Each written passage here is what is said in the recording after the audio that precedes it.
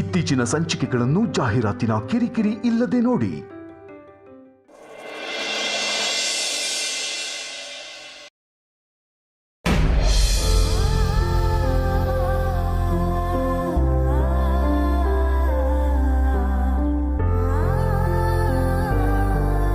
ಅಮ್ಮ ಸಮಾಧಾನ ಮಾಡ್ಕೊ, ಪ್ಲೀಸ್ ಧೈರ್ಯವಾಗಿರಮ್ಮ.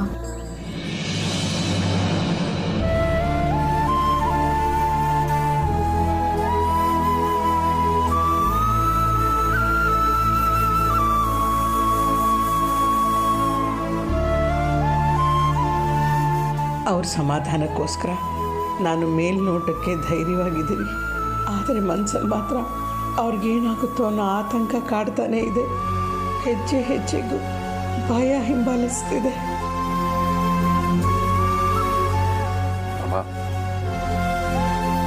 ಯಾಕೆ ಇಷ್ಟೊಂದು ಯೋಚನೆ ಮಾಡ್ತಿದ್ದೀರಾ? ವೇದಾಂತ್, ನನ್ನ ಗಂಡ ಯಾವ ತಪ್ಪು ಮಾಡಿಲ್ಲ ಅಂತ ನನ್ನ ಮನಸ್ಸು ದೃಢವಾಗಿ ಹೇಳ್ತಾ ಇದೆ. ಅವರು ನಿರಪರಾಧಿ ಅಂತ ಸಾಬೀತಾಗಿ ಹೊರಗಡೆ ಬರ್ತಾರೆ ಅಲ್ವಾ? ನೋಡಪ್ಪ, ನಮ್ಗೆ ಎಷ್ಟೇ ಬಡತನ ಇದ್ರು ಸ್ವಾಭಿಮಾನ ಬಿಟ್ಟು ಬದುಕಲಿಲ್ಲ. ಒಂದು ಹೊತ್ತು ಊಟ ಮಾಡಿದ್ರು ಯಾವತ್ತೂ ಯಾರ ಹತ್ರನೂ ಕೈ ಚಾಚಲಿಲ್ಲ. ನಮ್ಮ ಪರಿಸ್ಥಿತಿ ನೋಡಿ ಸಹಾಯ ಮಾಡೋರಿಗಿಂತ ನಮ್ಮನ್ನ ಆಡ್ಕೊಂಡವರೇ ಹೆಚ್ಚು. ಅಂಥ ಸಮಯದಲ್ಲೂ ನಾವು ನಮ್ಮ ಆತ್ಮವಿಶ್ವಾಸನ ಕಳ್ಕೊಳ್ಳಿಲ್ಲ. ಆದರೆ ಇವತ್ತ್ಯಾಕೋ ಮನಸ್ಸು ತುಂಬ ಭಾರ ಅನ್ನಿಸ್ತಿದ್ಯಪ್ಪ. ನನ್ನ ಗಂಡ ಯಾವುದಾದ್ರೂ ಕೆಟ್ಟ ಆಲೋಚನೆಗೆ ಬೀಳ್ತಾರೆ ಅನ್ನೋ ಭಯ ನನಗೆ ಕಾಡ್ತಾ ಇದೆ.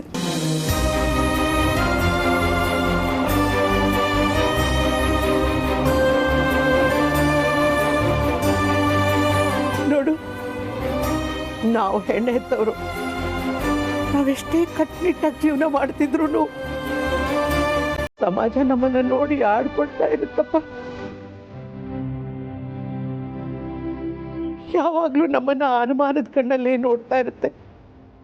ಅಂಥದ್ರಲ್ಲಿ ಈ ಪರಿಸ್ಥಿತಿಲಿ ನಮ್ಮನ್ನ ಬದುಕೋಕ್ ಬಿಡ್ತಾರ? ಸಮಾಧಾನ ಮಾಡ್ಕೊ. ಇಲ್ಲ ಇವೆಲ್ಲ ನಿನ್ಗೆ ಅರ್ಥ ಆಗೋದಿಲ್ಲ. ಇಷ್ಟೆಲ್ಲ ಆದಮೇಲೆ ನಮ್ಮ ಅದಿತಿ ಅಂಜುನ ಮದುವೆ ಆಗಕ್ಕೆ ಯಾರು ಮುಂದೆ ಬರ್ತಾರೆ?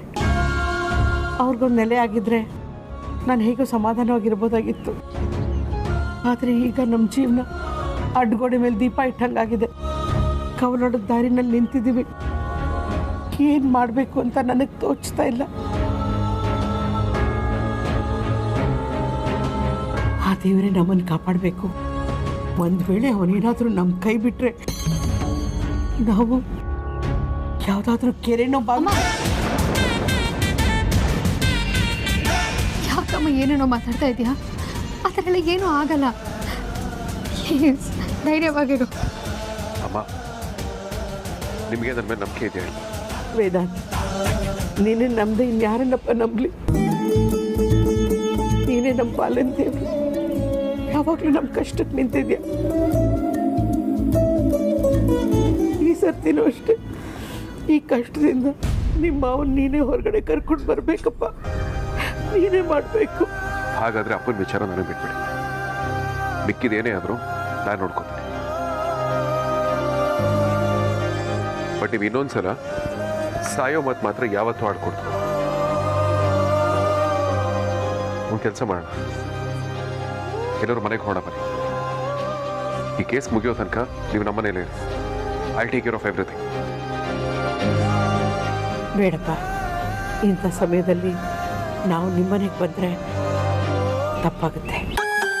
ಅಮ್ಮ, ನಾನು ಹೇಳೋದನ್ನ ಪ್ಲೀಸ್ ಅರ್ಥ ಮಾಡ್ಕೊಡಿ. ವೇದಾಂತ್, ನೀನು ಯಾವ ಉದ್ದೇಶದಿಂದ ಹೇಳ್ತಿದ್ಯಾ ಅಂತ ನನಗೆ ಚೆನ್ನಾಗಿ ಅರ್ಥ ಆಗ್ತಿದೆಯಪ್ಪ. ನಿನ್ನ ಕಾಳಜಿ ನೋಡಿದ್ರೆ ನನಗೆ ಖುಷಿ ಅನ್ನಿಸ್ತಿದೆ. ಇಲ್ಲ, ಯಾವುದೇ ಕಾರಣಕ್ಕೂ ನಾನು ಅದಿತಿ ಅಂಜು ಮುಂದೆ ಭಯನ ತೋರಿಸ್ಕೊಳ್ಳೋದಿಲ್ಲ. ನಾನು ಧೈರ್ಯವಾಗಿರ್ತೀನಿ, ಆದರೆ ನನ್ನ ಗಂಡನ ಜವಾಬ್ದಾರಿ ಮಾತ್ರ ನಿಂದು ವೇದಾಂತ. ಅಮ್ಮ, ನೀವೇನೋ ತಲೆ ಕೆಡಿಸ್ಕೊಳ್ಬೇಡಿ. ಮಂಜು ಒಬ್ಬನ ಹೊರಗಡೆ ಕರ್ಕೊಂಡ್ಬರೋ ಜವಾಬ್ದಾರಿ ನಂದು.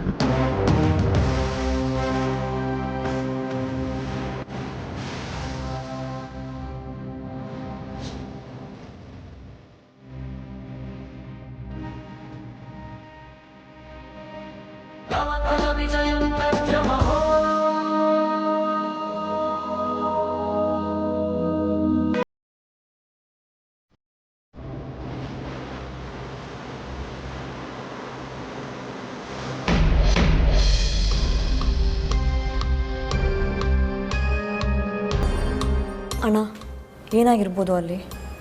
ಅಗ್ರಜ ಹೋಗಿದ್ದೇನಲ್ವ ವಾದ್ಯ, ನೋಡೋಣ.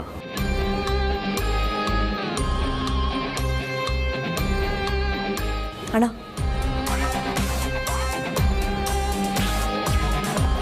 ಹೋದ ಕೆಲಸ ಏನಾಯ್ತು ಅಗ್ರಜ? ಮಾವನ್ನ ರಿಲೀಸ್ ಮಾಡ್ತಾರಲ್ವ? ತಪ್ಪು ಮಾಡಿಲ್ಲ ಅಂದಮೇಲೆ ರಿಲೀಸ್ ಮಾಡಲೇಬೇಕು ತಾನೆ. ಮಾತಾಡ ಅಗ್ರಜ, ಏನಾಯ್ತು? ಯಾಕೆ ಸೈಲೆಂಟ್ ಆಗಿದ್ದೀರಾ?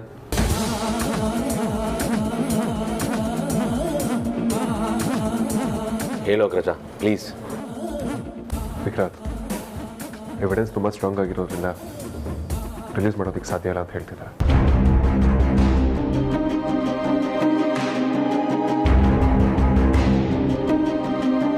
ನೀವೇನೇ ಕ್ಲಾರಿಫಿಕೇಶನ್ ಕೊಡೋ ಹಾಗಿದ್ರೆ ಕೋರ್ಟಿಗೆ ಬನ್ನಿ ಅಂತ ಹೇಳ್ತಿದ್ದಾರೆ.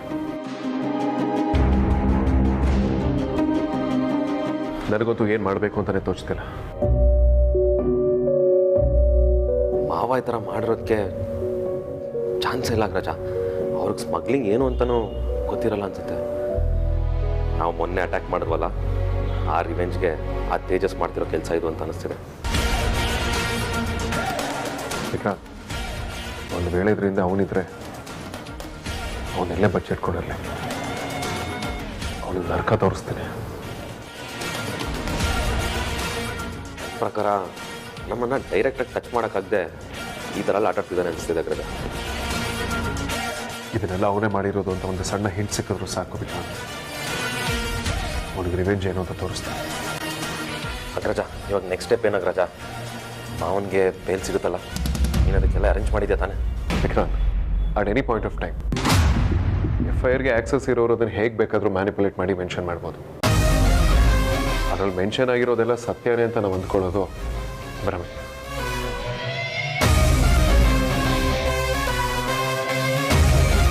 ಅಪ್ಪನ ವಿಚಾರದಲ್ಲಿ ಗಂಧದ ಮರನ ಸ್ಮಗಲ್ ಮಾಡಿದ್ದಾರೆ ಅಂತ ಮೆನ್ಷನ್ ಮಾಡಿದ್ದಾರೆ. ಮರಗಳನ್ನ ಸೀಸ್ ಮಾಡಿ ಕೂಡ ಇಟ್ಟಿದ್ದಾರೆ.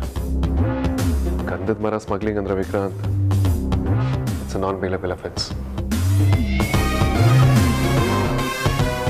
ನೀನೇ ಹೀಗೆ ಹೇಳಿದ್ರೆ ಹೇಗೆ ಅಗ್ರಜ? ತಪ್ಪು ಮಾಡಿರೋರು ತಲೆ ಎತ್ಕೊಂಡು ಓಡಾಡ್ತಿದ್ದಾರೆ. ತಪ್ಪು ಮಾಡಿಲ್ದಿರೋರಿಗೆ ಶಿಕ್ಷೆ ಆಗಬಾರ್ದು ಅಗ್ರಜ.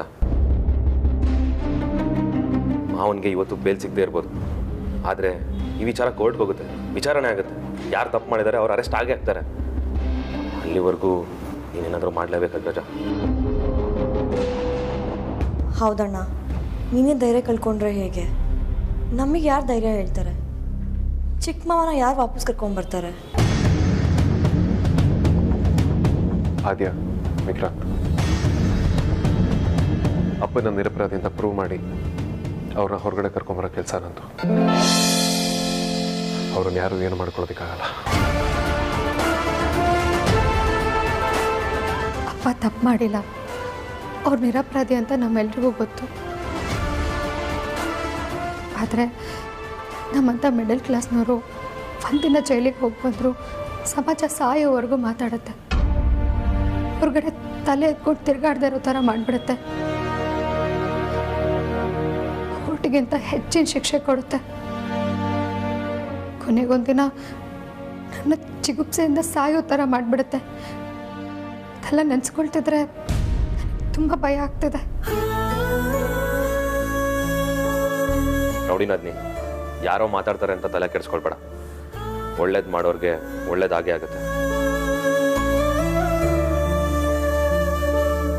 ಇಲ್ಲಿ ಎಲ್ಲರೂ ಅವ್ರವ್ರ ಅನುಕೂಲಕ್ಕೋಸ್ಕರನೇ ಬದುಕ್ತಿರೋದು. ನಾವು ಹಾಗೆ ಬದುಕ್ತೇವೆ. ಯಾರು ಏನೇ ಅಂದರೂ ತಲೆ ಕೆಡಿಸ್ಕೊಳ್ಬೇಡ.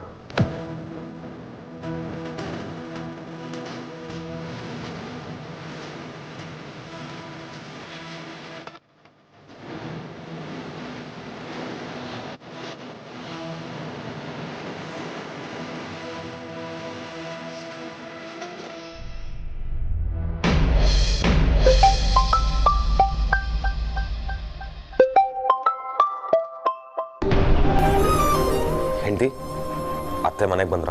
ಇಲ್ಲ ವಿಕ್ಕಿ, ಇನ್ನೂ ಬಂದಿಲ್ಲ. ಏನಾಯ್ತು ವಿಕ್ಕಿ ಅವರೇ? ಅತ್ತೆ ಇನ್ನೇನು ಬರ್ಬೋದು ಅಂತ ಅನ್ಸುತ್ತೆ. ಹೆಂಡತಿ, ನಾನೇನು ಸ್ವಲ್ಪ ಹೊತ್ತಲ್ಲಿ ಬರ್ತೀನಿ, ರೆಡಿ ಇರಿ, ಇಬ್ಬರು ವಾಪಸ್ ಬರೋಣ. ಮನೆಗ? ಇಲ್ಲ ವಿಕ್ಕಿ, ಅಪ್ಪ ಮನೆಗೆ ಬರೋವರೆಗೂ ನಾನು ವಾಪಸ್ ಬರಲ್ಲ. ಇಲ್ಲಾಂದರೆ ಇಲ್ಲಿ ಅದಿತಿ, ಅಂಜು, ಅಮ್ಮ ಎಲ್ಲ ಹೆದರ್ಕೊಂಡ್ಬಿಡ್ತಾರೆ. ನಾನು ಅವ್ರ ಜೊತೆಗಿದ್ರೆ ಸ್ವಲ್ಪ ಧೈರ್ಯ ಇರುತ್ತೆ ಅವ್ರಿಗೂ. ಹೆಂಡತಿ, ಆದರೂ ನೀವು ಈ ಟೈಮಲ್ಲಿ ಅಲ್ಲಿರೋದು ಸರಿ ಇಲ್ಲ ಅನ್ನಿಸ್ತಿದೆ. ನೀವೇನು ಚಿಂತೆ ಮಾಡಬೇಡಿ ವಿಕ್ಕಿ, ನಾನು ಮಗು ಇಬ್ಬರು ಚೆನ್ನಾಗೇ ಇರ್ತೀವಿ. ನನಗೂ ಮಗುಗೂ ಏನೂ ಆಗಲ್ಲ ವಿಕ್ಕಿ, ನೀವು ಧೈರ್ಯವಾಗಿರಿ. ಅಲ್ಲ, ನನ್ನ ಜೊತೆ ಅದಿತಿ, ಅಂಜು, ಅಮ್ಮ ಎಲ್ಲರೂ ಇದ್ದಾರಲ್ಲ, ಮತ್ತೇನಕ್ಕೆ ಚಿಂತೆ ಮಾಡ್ತೀರಾ? ಸರಿ ಹಾಗಿದ್ರೆ, ಆದರೆ ಟೈಮ್ಗೆಲ್ಲ ಊಟ ಸರಿಯಾಗಿ ತಗೊಳ್ಳಿ, ಮರಿಬೇಡಿ. ಆದಷ್ಟು ರೆಸ್ಟಲ್ಲೇ ಇರಿ, ಇದಕ್ಕೆಲ್ಲ ಟೆನ್ಷನ್ ಮಾಡ್ಕೊಳ್ಬೇಡಿ. ಸರಿ ವಿಕ್ಕಿ ಅವರೇ, ಆಯಿತು. ಹೆಂಡತಿ, ಒಂದು ನಿಮಿಷ. ಅದಿತಿ, ಅಂಜು ಎಲ್ಲ ಏನು ಮಾಡ್ತಿದ್ದಾರೆ?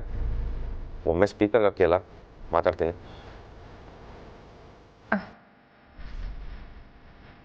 ಹಲೋ ಅದಿತಿ, ಅಂಜು, ಅಪ್ಪಂಗೆ ಏನೂ ಆಗಲ್ಲ, ನೀವೇನು ಟೆನ್ಷನ್ ಮಾಡ್ಕೊಳ್ಬೇಡಿ, ಅವ್ರು ಆರಾಮಾಗಿ ಹೊರಗಡೆ ಬರ್ತಾರೆ. ಆ್ಯಂಡ್ ನಿಮ್ಗೇನಾದರೂ ಮನೆಗೆ ಬರಬೇಕು ಅಂತ ಅನ್ಸಿದ್ರೆ ಆರತಿ ಅವ್ರ ಜೊತೆ ನಮ್ಮ ಮನೆಗೆ ಬಂದುಬಿಡಿ. ನಮ್ಮ ಮನೆ ಬಾಗಿಲು ನಿಮಗೋಸ್ಕರ ಯಾವಾಗಲೂ ತೆಗ್ದಿರುತ್ತೆ. ಆ್ಯಂಡ್ ಆರತಿ ಅವರೇ, ಅಮ್ಮನ ಮುಂದೆ ನೀವು ಸಪ್ಪ ಕೂತ್ಕೊಳ್ಬೇಡಿ ಆಯಿತಾ? ಅವ್ರಿಗೊಂದು ಸ್ವಲ್ಪ ಧೈರ್ಯ ಹೇಳಿ. ನೀವೇ ಧೈರ್ಯ ಕಳ್ಕೊಂಡ್ರೆ ಅವ್ರಿಗೆ ಕಷ್ಟ ಆಗುತ್ತೆ. ಹುಷಾರು, ಏನೇ ಇದ್ರು ಫೋನ್ ಮಾಡಿ. ಹಾಂ ಬಾವಾ.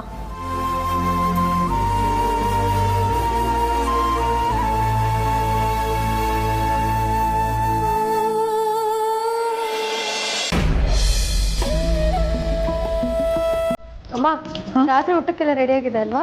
ಎಲ್ಲ ರೆಡಿ ಆಗಿದೆ.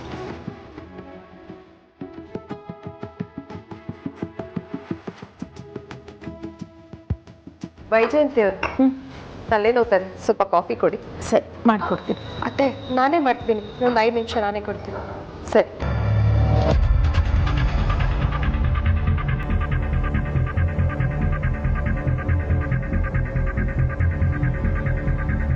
ನೀ ಹೊರಡು.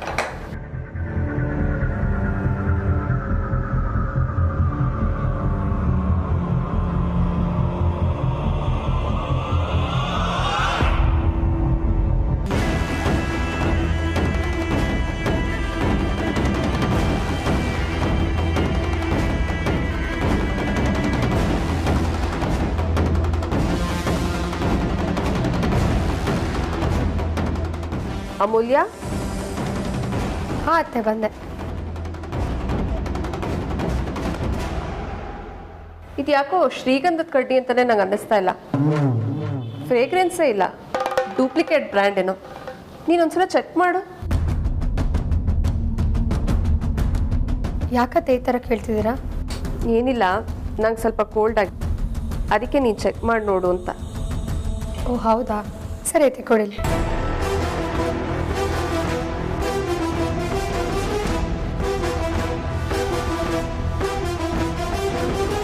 ಅತ್ತೆ, ಇದು ಒಳ್ಳೆ ಕ್ವಾಲಿಟಿ ಇದೆ ಅನ್ಸುತ್ತೆ. ಫ್ರೇಗ್ರೆನ್ಸ್ ಕೂಡ ತುಂಬ ಚೆನ್ನಾಗಿದೆ. ಶ್ರೀಗಂಧದ ಉತ್ಪತ್ತಿ ಕೂಡ ಇದೇ ಥರ ಬರುತ್ತೆ. ಹೌದಾ? ಅಷ್ಟೊಂದು ಚೆನ್ನಾಗಿದೆಯಾ? ಹ್ಞೂ ಅತ್ತೆ, ತುಂಬ ಚೆನ್ನಾಗಿದೆ. ಬೇಕಿದ್ರೆ ಇನ್ನೊಂದ್ಸತಿ ಚೆಕ್ ಮಾಡಿ.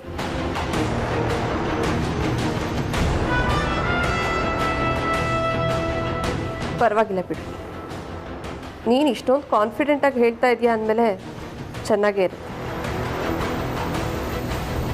ಹೇಳಿ ಕೇಳಿ ಶ್ರೀಗಂಧದ ಸ್ಮಗ್ಲಿಂಗ್ ಮಾಡೋರೆ ನಿಮ್ಮ ಮನೇಲಿದ್ದಾರಲ್ವಾ?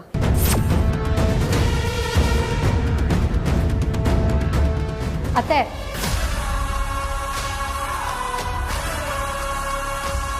ಯಾಕೆ ಅಮೂಲ್ಯ, ಸತ್ಯ ಹೇಳಿದ್ರೆ ಸಹಿಸ್ಕೊಳಕ್ಕಾಗ್ತಾ ಇಲ್ವಾ? ಅತ್ತೆ, ವೇದನ್ನ ಚಿಕ್ಕ ವಯಸ್ಸಿಂದ ಕೇರ್ ಮಾಡಿದ್ದೀರಾ ಅಂತ ಸುಮ್ಮನೆ ಇದ್ದೀನಿ.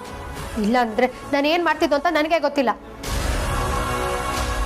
ನೋಡ ಅಮೂಲ್ಯ, ಈ ಥರ ರೋಪ್ ಹಾಕಿ ನನ್ನ ಬಾಯಿನ ಮುಚ್ಚಿಸ್ಬೋದು, ಆದರೆ ಊರವ್ರ ಬಾಯಿನ ಮುಚ್ಚಕ್ಕಾಗಲ್ಲ. ಪ್ರಪಂಚಕ್ಕೆಲ್ಲ ಗೊತ್ತಾಗಿದೆ ನಿಮ್ಮಪ್ಪ ಸ್ಮಗ್ಲಿಂಗ್ ಮಾಡಿ ಸಿಕ್ಕಾಕೊಂಡಿರೋದು. ನಿಮ್ಗಳಿಂದ ನಮ್ಮ ಮನೆ ಮಾನ ಮರ್ಯಾದೆ ಎಲ್ಲ 3 ಕಾಸಿಗೆ ಹರಾಜಾಗ್ತಾ ಇದೆ. ಅತ್ತೆ, ಕೊನೆ ಸತಿ ಹೇಳ್ತಾ ಇದ್ದೀನಿ, ಕಾಲು ಕೆರ್ಕೊಂಡು ನನ್ನ ತವ್ರ ಮನೆ ವಿಷಯಕ್ಕೆ ಬರಬೇಡಿ. ಅಷ್ಟಕ್ಕೂ ನಿಮಗೆ ನಮ್ಮ ಅಪ್ಪನ ಬಗ್ಗೆ ಏನು ಗೊತ್ತು ಅಂತ ಮಾತಾಡ್ತಿದ್ದೀರಾ? ನಿಮಗೆ ಅವ್ರ ಬಗ್ಗೆ ಮಾತಾಡೋದಕ್ಕೆ ಯಾವ ನೈತಿಕತೆನೂ ಇಲ್ಲ. ಅಮೂಲ್ಯ, ನೋಡಿ ಅತ್ತೆ, ಸ್ಮಗ್ಲಿಂಗ್ ಮಾಡಿ ಬದುಕುವಂಥ ಅವಶ್ಯಕತೆ ಅನಿವಾರ್ಯತೆ ನಮಗಿಲ್ಲ. ಬಡವರು ಅಂದ ಮಾತ್ರಕ್ಕೆ ಇಲ್ಲದೆ ಅವರಪ್ಪನೆಲ್ಲ ಹೊರೋದಕ್ಕೆ ಬರಬೇಡಿ. ನಮ್ಮ ಅಪ್ಪಂಗೆ ಸ್ಮಗ್ಲಿಂಗ್ ಮಾಡಿ ದುಡ್ಡು ಮಾಡಬೇಕು ಅಂತಿದ್ದಿದ್ರೆ ಹಗಲು ರಾತ್ರಿ ಅಂತ ಆಟೋ ಓಡಿಸ್ತಾ ಇರಲಿಲ್ಲ. ಇನ್ಯಾರ್ದೋ ಮನೆ ಮುಂದೆ ಸೆಕ್ಯೂರಿಟಿ ಗಾರ್ಡ್ ಆಗಿ ಕೆಲಸ ಮಾಡ್ತಿರ್ಲಿಲ್ಲ. ಅಷ್ಟೇ ಅಲ್ಲ, ನಮ್ಮಮ್ಮ ಇನ್ಯಾರ್ದೋ ಮನೆ ಕೆಲ್ಸಕ್ಕೆ ಹೋಗ್ತಾ ಇರಲಿಲ್ಲ. ನಮಗೆ ಮೆಸ್ಸು ಕೇಟ್ರಿಂಗು ಏನೂ ಬೇಕಾಗಿರಲಿಲ್ಲ. ನಾವು ಎಲ್ಲರೂ ಥರ ಹಾಯಾಗಿ ಲೈಫ್ ಲೀಡ್ ಮಾಡ್ಬೋದಿತ್ತು.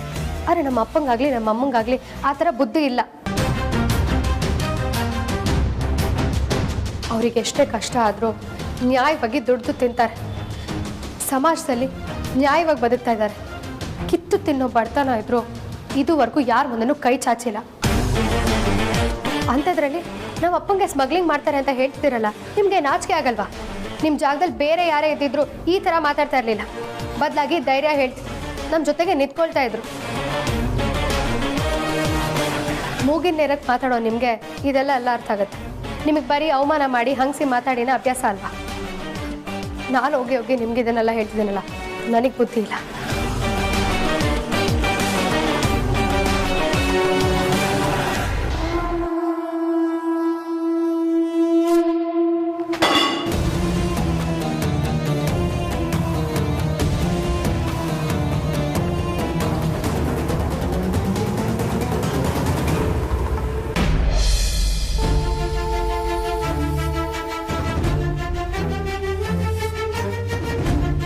ಪರಿಮಳ ಅವರೇ, ಸ್ಟೇಷನಿಂದ ಬರ್ತಾ ಇರೋ ಹಂಗಿದೆ. ಸ್ಟೇಷನಲ್ಲಿ ನಿಮ್ಮ ಯಜಮಾನ್ರಿಗೆ ಚೆನ್ನಾಗಿ ಬೆಂಡೆತ್ತಿರೋ ಆಗಿದೆ. ಅಮ್ಮ ಬಂದರು ಅನ್ಸುತ್ತೆ. ಅವರು ಯಾವುದೋ ಸ್ಮಗ್ಲಿಂಗ್ ಕೇಸಲ್ಲಿ ಸಿಗಾಕೊಂಡ್ಬಿಟ್ಟಿದ್ದಾರಂತೆ. ಒಳ್ಳೆ ಜನ ಅಂದ್ರೆ ಈಗ ಮಾಡೋದು.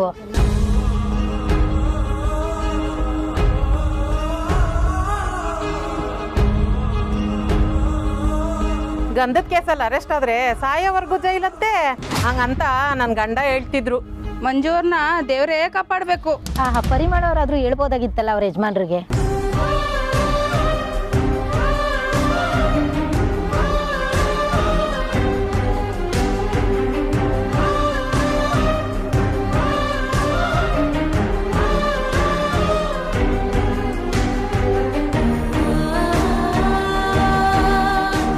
ಅಮ್ಮ, ಇವ್ರು ಮಾತಾಡ್ತಾರೆ ಅಂತ ನಿನ್ನ ತಲೆ ಕೆಡ್ಸ್ಕೊಂಬೇಡ ಅಮ್ಮ. ಅಪ್ಪ ಏನು ಅಂತ ನಮ್ಮೆಲ್ರಿಗೂ ಚೆನ್ನಾಗಿ ಗೊತ್ತು. ಇವತ್ತಲ್ಲ ನಾಳೆ ಸತ್ಯ ಏನು ಅಂತ ಇವ್ರೆಲ್ರಿಗೂ ಗೊತ್ತಾಗೇ ಆಗುತ್ತೆ.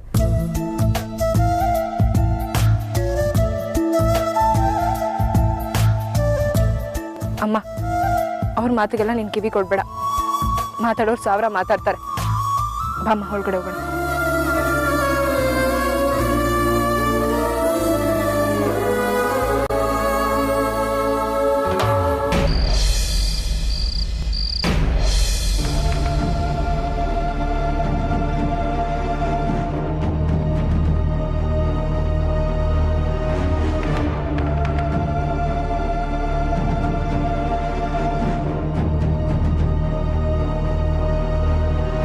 ಹೇಳಿ ಕೇಳಿ ಶ್ರೀಗಂಧದ ಸ್ಮಗ್ಲಿಂಗ್ ಮಾಡೋರೆ ನಿಮ್ಮ ಮನೇಲಿದ್ದಾರಲ್ಲ. ಪ್ರಪಂಚಕ್ಕೆಲ್ಲ ಗೊತ್ತಾಗಿದೆ ನಿಮ್ಮಪ್ಪ ಸ್ಮಗ್ಲಿಂಗ್ ಮಾಡಿ ಸಿಕ್ಕಾಕೊಂಡಿರೋದು. ನಿಮ್ಗಳಿಂದ ನಮ್ಮ ಮನೆ ಮಾನ ಮರ್ಯಾದೆ ಎಲ್ಲ 3 ಕಾಸು ಹರಾಜಾಗ್ತಾ ಇದೆ.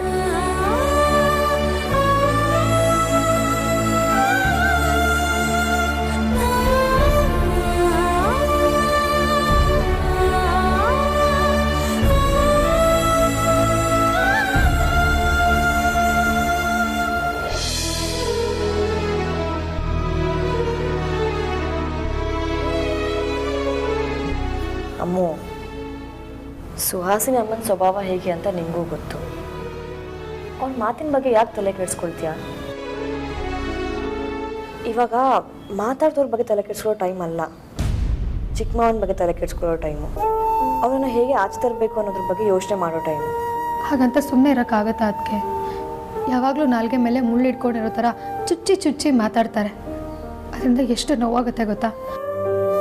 ನಾನು ಈ ವಿಷಯನ ವೇದಾಂತ್ ಹತ್ರ ಮಾತಾಡಬೇಕು ಅನ್ಸುತ್ತೆ. ತಲೆ ಕೆಟ್ಟಿದ್ಯಾ ಅಮ್ಮ? ನೀನೇನಾದರೂ ಈಗ ಹೋಗಿ ಅಣ್ಣನ ಹತ್ರ ಈ ವಿಷಯ ಹೇಳಿದೆ ಅಂತಂದರೆ ಅವನು ಪಕ್ಕ ಅಪ್ಸೆಟ್ ಆಗ್ತಾನೆ. ಅವನು ಚಿಕ್ಕ ಮಾವನ ಹೇಗೆ ಆಚೆ ಕರ್ಕೊಂಡು ಬರಬೇಕು ಅಂತೇಳಿ ಯೋಚನೆ ಮಾಡ್ತಾ ಇದ್ದಾನೆ. ಆ ವಿಷಯದಿಂದ ಡೈವರ್ಟ್ ಆಗಲ್ವಾ ಅಮ್ಮ?